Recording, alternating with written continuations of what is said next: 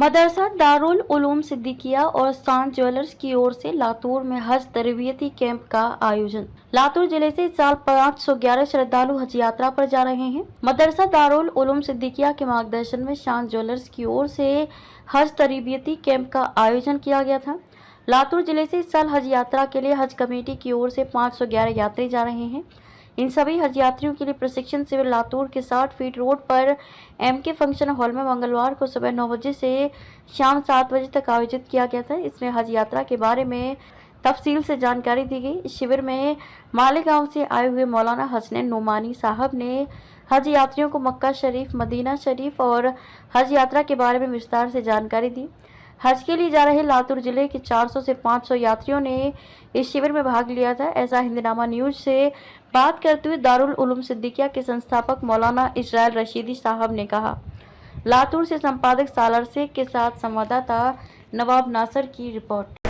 हिंदनामा में सभी दर्शकों का स्वागत है। मैं हूं आपका दोस्त, आपका होस्ट नवाब नासर। आज हम आए हैं लातूर के 60 फीट रोड पे MK फंक्शन हॉल में एक ख़ास किस्म का प्रोग्राम रखा गया है। वो प्रोग्राम क्या है आइए जानते हैं। हमारे साथ है दारुल उलूम सिद्दीकिया के मोहतमीम साहब और संस्थापक मौलाना इस्राइल साहब, जो जमीयत उलमा हिंद अरशद मंदी ग्रुप की जिलाध्यक्ष भी है। तो आइए उनसे बात करते हैं। मौलाना, आज आपने जो MK फंक्शन हॉल में एक प्रोग्राम रखा है, ये किस किस्म का प्रोग्राम है, इसका उन्वान क्या है? बिस्मिल्लाहिर्रहमानिर्रहीम। आज हमने जो प्रोग्राम रखा है, माशाल्लाह दुनिया में सबसे मुक़द्दस और सबसे अच्छी जगह मक्कतुल मुकर्रमा में जो खाने काबा है और वहाँ पर मुसलमानों के लिए हज होता है, तो हमारे लातूर ज़िले से सैकड़ों की तादाद में हज करने के लिए और अल्लाह के उस मुक़द्दस जगह की ज़ियारत करने के लिए जा रहे हैं। और हज कैसा होता है और कैसे किया जाता है, प्रैक्टिकली तौर पर उसको बताने के लिए हमने हज तरबियती कैंप के नाम पर इस जगह पर प्रोग्राम रखा है।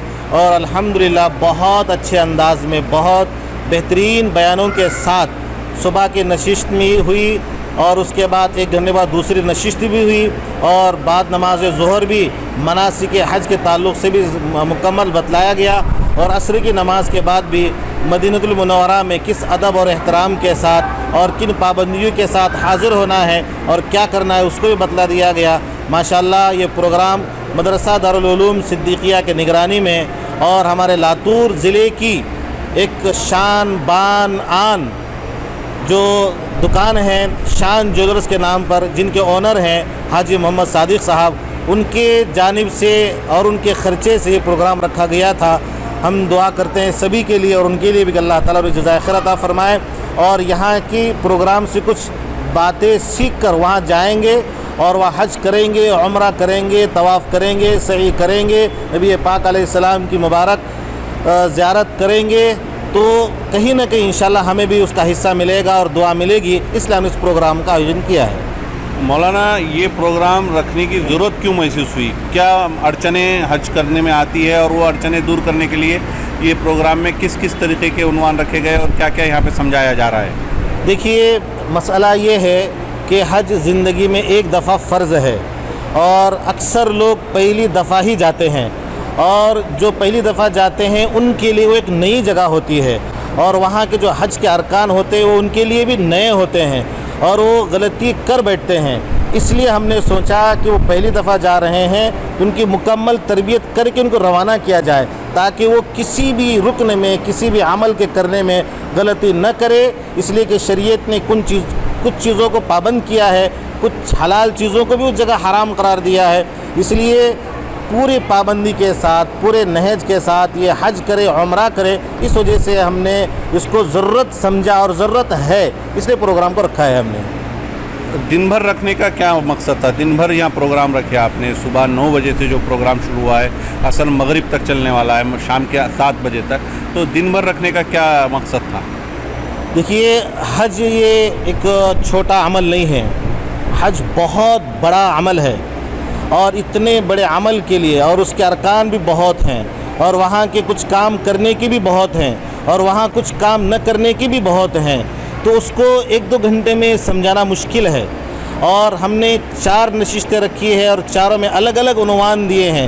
عمرہ کس طرح سے کیا جائے، سفر کی تیاری کس طرح کی جائے، حج کے 5 دن جو اہم ہوتے ہیں وہ کیسے گزارے، اور پھر مدینہ المنورہ میں آقا علیہ الصلوۃ والسلام کے دیار میں کیسے جائے، کس ادب اور احترام کے ساتھ کیا جائے۔ دیکھو ایک لمبی چیز ہے اور ایک لمبا عمل ہے، تو اتنا بڑا لمبا عمل گھنٹے 2 گھنٹے میں کیسے ہو سکتا ہے؟ اس وجہ سے ہم نے پورا دن لیا ہے اور پوری ترتیب بنائی ہے اور پورے سکھانے کا ہم نے بندوبست کیا ہے۔ اس پروگرام میں کون خصوصی مہمان آئے ہیں جو لوگوں کو یہاں پہ سیشن لے رہے ہیں؟ دیکھیے مہمان مکرم جو آئے ہیں ماشاءاللہ ہمارے علاقے مراٹھواڑہ اور مہاراشٹر کی ایک عظیم شخصیت ہے، اور ماشاءاللہ مناظرے کے لیے بہت اچھے عالم دین پائے جاتے ہیں، دیوبندی مسلک کے بہت بڑے ترجمان بھی سمجھے جاتے ہیں، اور وہ کام بھی کر رہے ہیں، فرقہ باطلہ کو دو ٹوک جواب دینے والے ہیں، اور مالگوں کے مہد ملت میں وہ قاضی بھی ہیں، جسٹس ہیں اسلام کے اعتبار سے، اور اسی طریقے سے اس جگہ کے وہ مفتی صدر بھی ہیں، اور حضرت مولانا محمد حسنین صاحب نعمانی دامت برکاتہم ہیں جو ماشاءاللہ حج کی تربیت بہت بہترین انداز میں کرتے ہیں، نیک انسان ہیں، اچھے انسان ہیں، اس لیے ہم نے ان کو مالیگاؤں سے بلایا ہے۔ اور یہ جو پروگرام ہے، یہ پروگرام کا پورا خرچ کون کر رہے ہیں، اور اس کی نگرانی ہے آپ کی ہے، تو کس طریقے کی نگرانی آپ نے کی ہے؟ دیکھیے دارالعلوم صدیقیہ جو لاتور شہر کا ایک ماشاءاللہ بہترین مشہور اور معروف ادارہ ہے، جو اپنے چند سالوں میں 10 سالوں میں دارالعلوم صدیقیہ نے امت کے لیے تقریباً 110 سے زیادہ حفاظ دیے ہیں، جو اس وقت دارالعلوم صدیقیہ لاتور شہر میں جگمگا رہا ہے، پھول رہا ہے، پھل رہا ہے، اور ماشاءاللہ اس کے حفاظ تراویح سنا رہے ہیں، بہترین کام کر رہے ہیں۔ تو ہمارے اس دارالعلوم صدیقیہ کے پورے اسٹاف میں پورے علماء ہیں، تو ہم نے سوچا کہ علماء کی نگرانی میں جو پروگرام ہوگا تو صحیح تربیت ہوگی، اس لیے ہم نے مدرسے کی نگرانی میں اس پروگرام کو لیا ہے، اور ماشاءاللہ اس میں میرے دوست مولانا بلال صاحب، ان کی بھی بہت زیادہ محنت ہے، اور انہوں نے کافی محنت کی ہے، اور اس کا جو پورا مکمل خرچ ہے، چاہے کھانے کا ہو اور اسی طریقے سے کچھ اور بھی اخراجات ہیں، جیسے یہ ڈیمو بنایا ہے، آپ دکھا سکتے ہیں ڈیمو خانہ کعبہ کا، ادھر مقام ابراہیم بنایا ہے، اور یہ سب جتنا بھی خرچ ہے 1-2 لاکھ روپے خرچ آ رہا ہوگا، اور اسی طریقے سے مہمانوں کا خرچ ہے، یہ سب کا سب لاتور شہر میں بھسار لین میں ایک سونے چاندی کی دکان ہے، جس دکان کا نام ہے شان جیولرز، جن کے اونر ہیں، جن کے مالک ہیں حاجی محمد صادق صاحب۔ انہوں نے خواہش ظاہر کی کہ چلو میں حاجیوں کی خدمت کروں، وہ آگے آئے اور انہوں نے یہ سارا خرچ اٹھا دیا۔